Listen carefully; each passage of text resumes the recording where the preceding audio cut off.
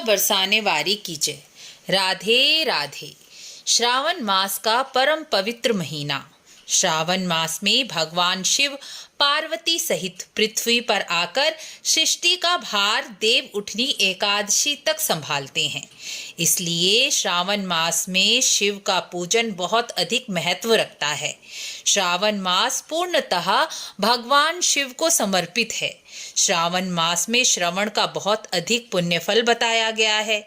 श्रावण मास में शिव पुराण, शिव सूत्र, रुद्र सूत्र, विष्णु सहस्त्रनाम, शिव सहस्त्रनाम को सुनने का पुण्य अक्षय बताया गया है। यह पुण्य कभी समाप्त नहीं होता। इसलिए श्रावण मास में धार्मिक ग्रंथ सुनने और पढ़ने अवश्य ही चाहिए। पढ़ ना सके तो सुने अवश्य।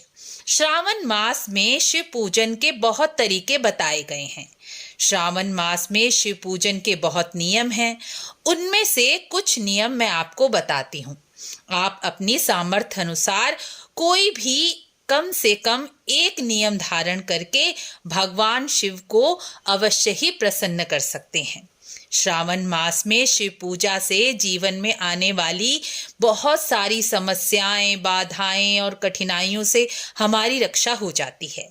और गृहस्थ लोगों को तो श्रावण मास में शिव पूजन अवश्य ही करना चाहिए।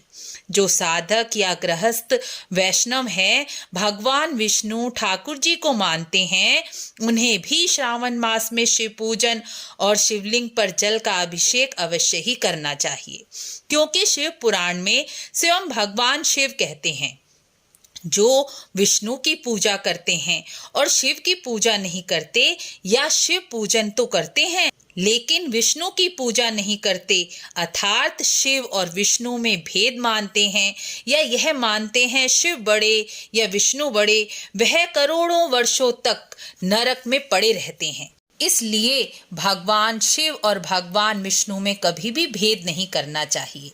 श्रावण मास में पूरे महीने शिवलिंग का पूजन करने पर नवग्रह की शांति भी हो जाती है। तो आइए श्रावण मास के कुछ नियम सुने और अपनी सामर्थ्य अनुसार कम से कम एक नियम अपनाने का संकल्प अवश्य ही लें। पहला नियम, श्रावण मास में पूरे मास व्रत करने का नियम बताया गया है और संध्या के बाद एक समय अन्न का भोजन करना चाहिए। इस व्रत में प्रातः फलाहार करके संध्या के समय अन्न का भोजन ग्रहण कर सकते हैं।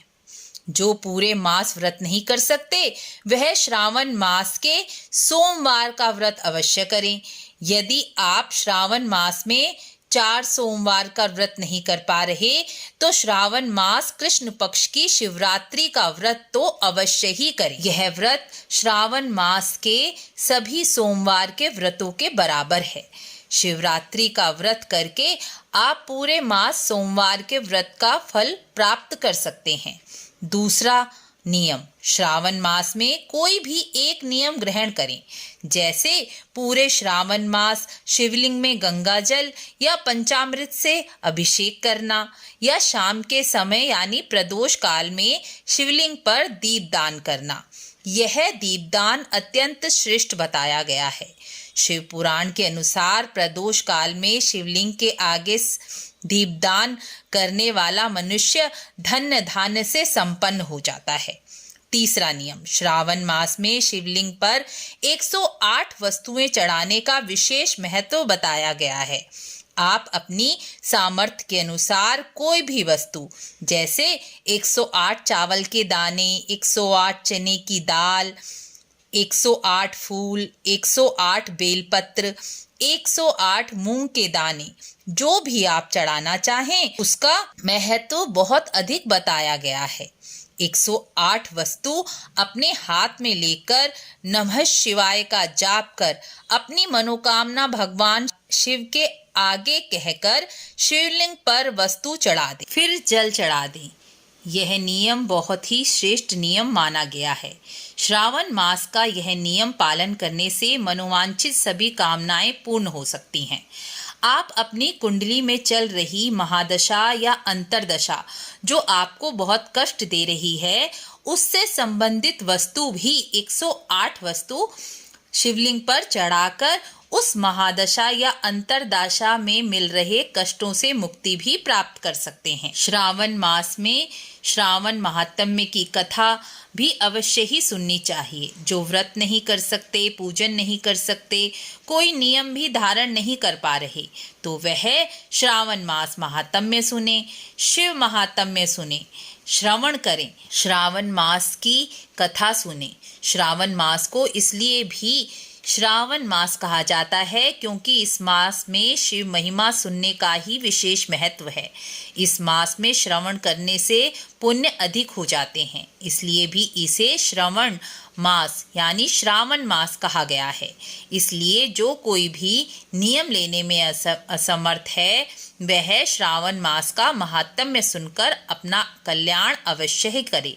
श्रावण मास में दही, हरी शाक वाली सब्जियां और दूध नहीं पीना चाहिए, क्योंकि वर्षा के कारण हरी सब्जियों में कीड़ा लग जाता है और वर्षा के कारण अनेक प्रकार के पौधे जो विषकारक भी होते हैं, गाय या भैंस उन्हें खा लेती है, जिससे उनका दूध भी संक्रमित हो जाता है। इसलिए श्रावण मास में दूध पिया नहीं जाता, अर्थात शिवलिंग पर चढ़ाया जाता है। दही इस मौसम में हजम नहीं होता, इस मौसम में अधिक संक्रमण फैलता है, इसलिए शास्त्रों में इन सभी वस्तुओं को खाने का निषेध माना गया है। श्रावण मास में रोज शिवलिंग पर अनार का रस, गन्ने का रस, अक्षत चढ़ाने से आर्थिक स्थिति अच्छी होती है। यह श्रावण मास के कुछ नियम आप अपने जीवन में अपनाकर अपने कष्टों और समस्याओं से मुक्ति पा सकते हैं। वीडियो अच्छी लगी हो तो लाइक शेयर अवश्य करें, ताकि सभी अपने जीवन में श्रावण मास में कुछ नियम अपनाकर अपनी समस्याओं से अवश्य ही मुक्ति पाएं। राधे राधे।